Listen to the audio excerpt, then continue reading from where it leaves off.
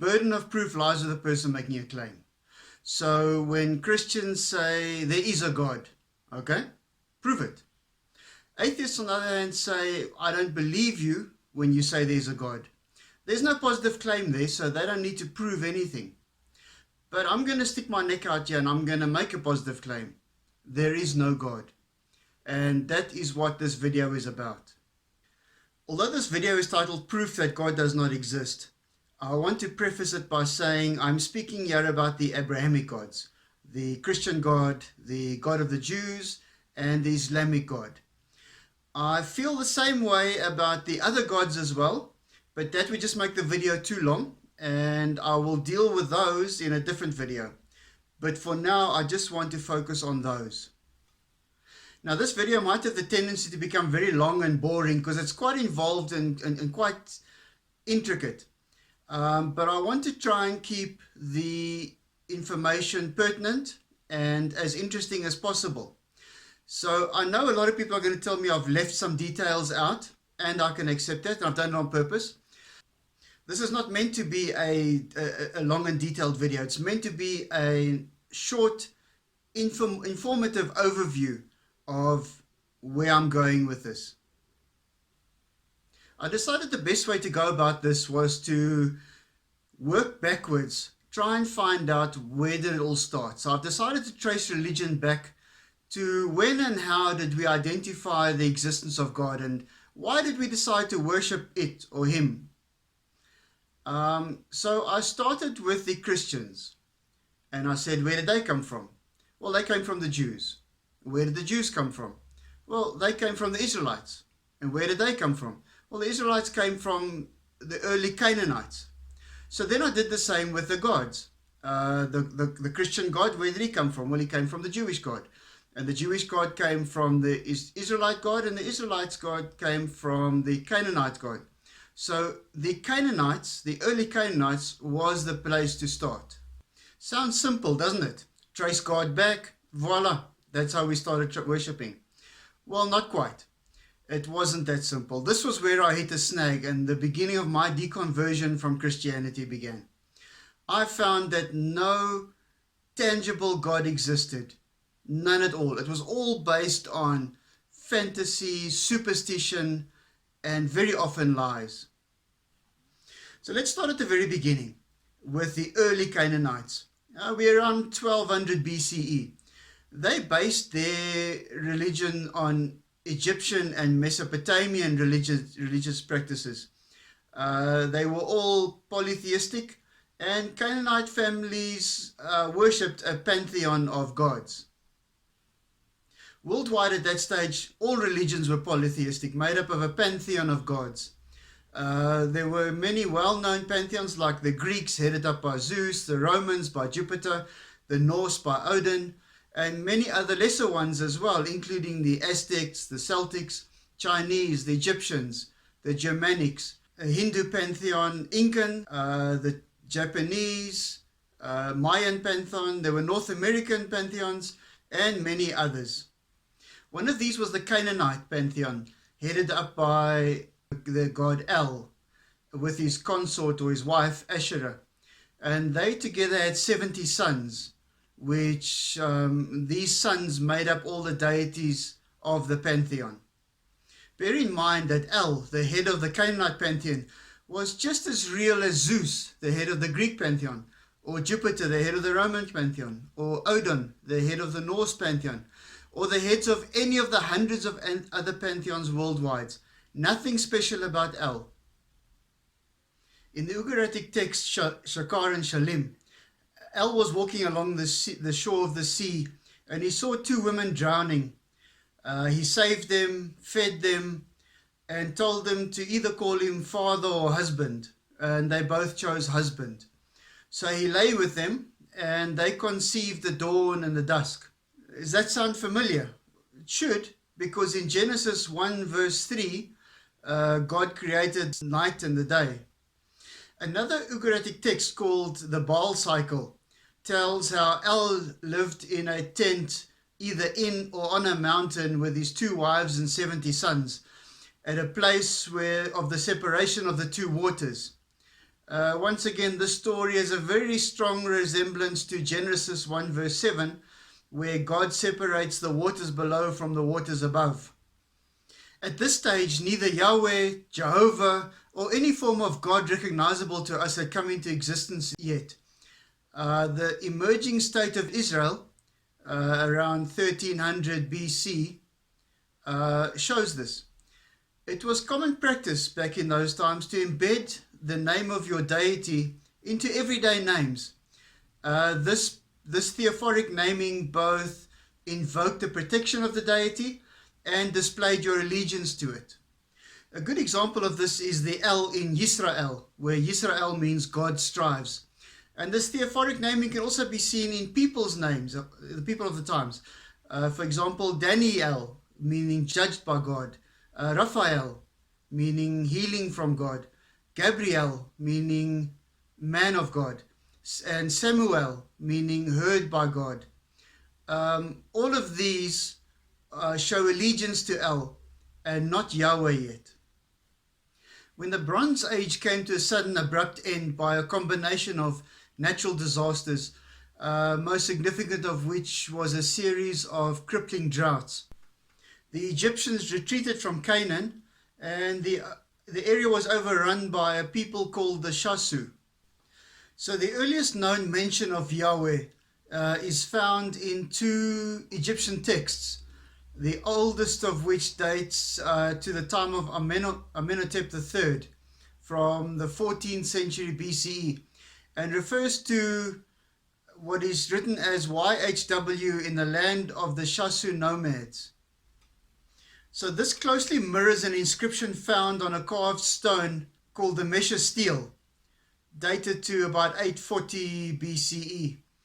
The inscription on this stone reads, "The land of the Shasu of the," and again you have this abbreviation YHW. All right, so why is this significant?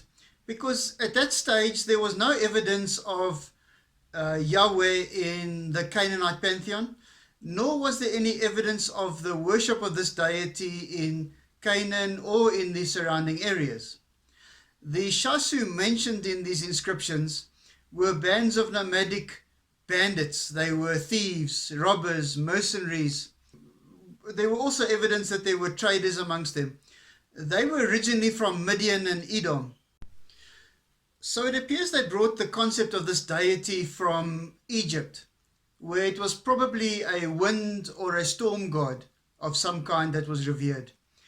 There's no mention of this storm deity in early Canaanite history. Being nomadic, they brought this concept of this YHW deity to Canaan. The actual pronunciation of the name is lost to time, most significantly because it was considered rude and disrespectful to utter the name, so it was only ever written down. All right, I'd like to pause here and take a look at this Iron Age concept where it is considered disrespectful to utter the name of God. This is where the idea of blasphemy came from, this idea of speaking God's name in vain. This is also the reason why the Christian God doesn't have a name. They call the Christian God God. It's pretty much the same kind of way you would call your dog dog instead of by its name, because you didn't want to use its name as a sign of disrespect. All right, now I'd like to introduce the next step in the evolution of God, which was the Tetragrammaton. It means 4 letters in Greek, and it replaced the written YHW, even though it was still considered disrespectful to say the name. Observant Jews and the followers of Talmudic Jewish traditions still won't pronounce the name, preferring to use Adonai, meaning my Lord, Hashem, meaning the name, or Hakadosh Baruch Hu, which means the Holy One. So the Tetragrammaton was made up of 4 letters, YHWH, or Yot He Waw He. This replaces the written YHW, which represents the storm god brought by the Shasu nomads to Canaan. It's based on the root HYH, HWH, which means cause to exist. and is a short form of the Phoenician El, who creates the hosts, as in the heavenly hosts. As YHWH only consisted of consonants and no vowels, over time vowels found their way into the letters, and thus Yahweh was born. So this Shasu Bedouin war deity Yahweh was soon adopted into the Canaanite pantheon as the son of El and Asherah, and brother to Baal, Moloch, Yam, Lotan, and all the other deities. There was nothing significant about Yahweh. He was just another god amongst all the others in the pantheon. After the Battle of Carchemish in 605 BCE, Nebuchadnezzar of Babylonia besieged and sacked Jericho, resulting in a great number of people being held captive in Babylonia, and the deportations from Canaan occurred regularly. While in captivity, the Judas, the people known as the Judas, were then called the Jews. So a new name was born. Now, while in captivity in Babylon, the deity Yahweh was favored in a monotheistic belief by the Israelites. Although they did recognize all the other gods of the pantheon, only Yahweh was to be worshipped. Then in 589 BCE, Babylon fell to Cyrus the Great, who freed the Jews and Israelites and allowed them to return to the kingdoms of Israel and Judah. Right, so El divided up the nations amongst his sons, the deities. The Moabites were given to Chemosh, who was the god of war. The Assyrians were given to Asu. The Edom was given to Quas. Aram was given to Atargatis, who happened to be female and the first mermaid. The Ammonites were given to Milcom, otherwise known as Moloch, who was the god of fire. And the kingdoms of Judah and Israel were given to Yahweh. Interestingly enough, because Yahweh was assigned Israel and Judah, that is the deity that moved up to become the God of the Israelites, the God of the Jews, and the Christian God. If, for example, instead of Moloch being given to the Ammonites, Moloch was given to the Israelites, then all the Christians would be worshipping Moloch instead of the Yahweh, which is the God of the Bible. So it is pure chance the Christians got the God they did, not because the God exists, but because it was assigned to them by El. This division of the nations amongst the deities by El is found in the Bible, in Deuteronomy 32 verses 8 to 9, where it reads, "When the Most High divided to the nations their inheritance, when he separated the sons of Adam, he set the bounds of the people according to the number of their children of Israel. For the Lord's portion is his people. Jacob is the lot of his inheritance." One of the frustrating reasons people don't generally know about the evolution of God is the Bible and all its iterations. It calls this deity God or the Lord. Take, for example, this passage. The Most High is referring to El, and the Lord is referring to Yahweh. But in the Bible, in that passage, it makes it seem like it's the same being being spoken about. Over time, Yahweh became an epithet of El, a description of El, and often used in place of the head deity's name. When the divided nations of the kingdoms of Judah and Israel were reunited during the reigns of the King Saul, David, and Solomon, El and Yahweh became conflated in religious syncretism. They became one being viewed as by everybody. So evidence of this was found inscribed on two ceramic storage jars found at Kuntelet Ajrud, where the inscription mentions Baal, Yahweh, and his consort Asherah. Now remember, Asherah was El's consort, and now it is Yahweh's consort. So Yahweh and El have been combined into one deity. So over time, El became the generic name for God, the generic term for God in Aramaic and Ugaritic, which is an extinct dialect of the Amorite language. Then the royal court, under the auspices of the king of the temple of Jerusalem, promoted this deity Yahweh to the God of the universe, incorporating all the best qualities previously attributed to all the other deities of the pantheon. The Yahweh religion then separated from the Canaanite pantheon, from its Canaanite roots, and became the sole God of the Israelites. Now, original Hebrew writing didn't have vowels, they only had consonants. So to make clear which vowels could be used in which places, special vowel points, which are little markers which are placed below and above the consonants, are made. Now, in the 6th or 7th century CE, Jewish scholars made special points above and below consonants of the name Yahweh to remind them to say the name Adonai instead. You remember that stupid rule about not saying God's name?